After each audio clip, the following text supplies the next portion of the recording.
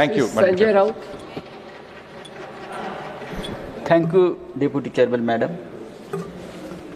ये जो विधेयक है ये सरकार को लगभग 2.81 लाख करोड़ भारत की कंसोलिडेटेड फंड्स खर्च करने की अनुमति देता है।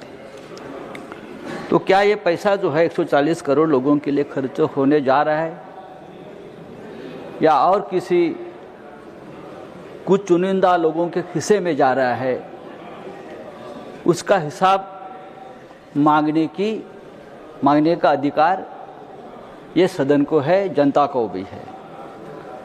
ये तो चर्चा है, पूरी चर्चा एलपीजी गैस के शॉर्टेज के इर्द गिर्द की घूमी रही और ये बहुत चिंता का विषय, गंभीर विषय है। मैडम बार बार वहाँ से कहते कि सब कुछ ठीक है, गैस की कोई शॉर्टेज नहीं है, लेकिन बाहर जाकर आप देखिए क्या परिस्थिति है।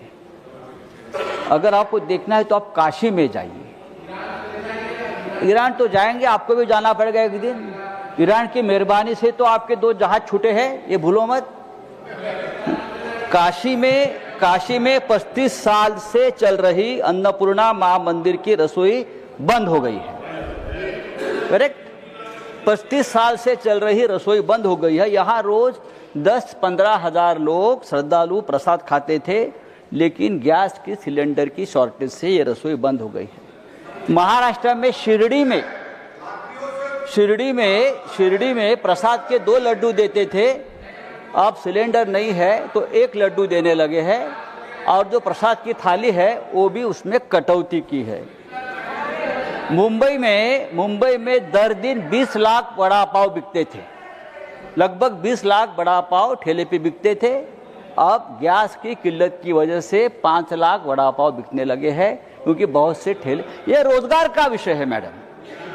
हर ठेले से मंथली वो ठेले वाले 10,000, 15,000, 20,000 कमा लेते थे।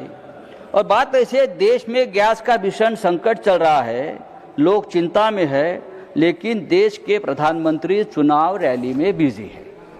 वो इस वक्त दिल्ली में चाहिए, ऑल पार्टी के साथ मीटिंग करनी चाहिए थी।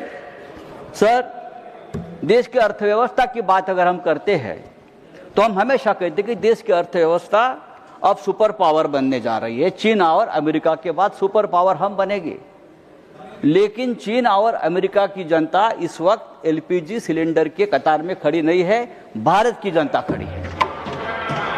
भारत की जनता खड़ी है।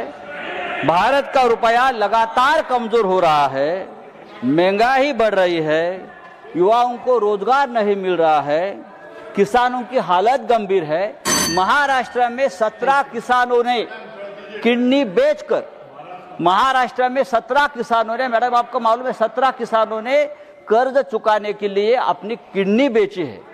अहिल्यानगर में, विदर्भ में 17 किसानों ने, रिकॉर्ड पे है। हाँ, इन्वेस्टिगेशन हुआ है, महाराष्ट्र के विधानसभा में चर्चा हुआ है, सरकार आपकी है।